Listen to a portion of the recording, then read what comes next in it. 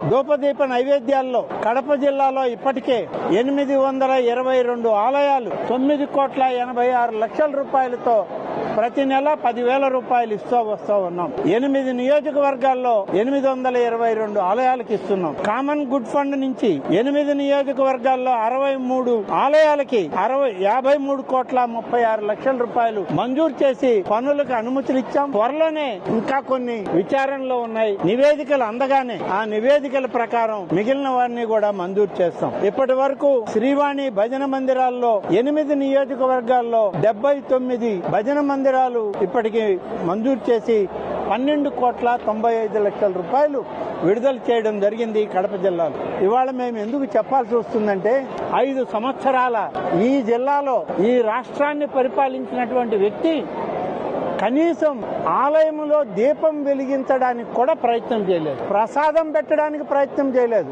మరి ఆలయాలు పురాతనమైనవి పునర్నియమించాలంటే కూడా పనిచేయలేదు. ఇవాళ మేము ఈ రోజు ఇక్కడ ఈ ఆలయం ఎవరైతే గడిచిన ప్రభుత్వంలో పాలకులుగా ఉన్నారో వాళ్లే స్వయంగా ఎమ్మెల్యేలు, ఎంపీలు, ముఖ్యమంత్రులు అన్ని వాళ్లే.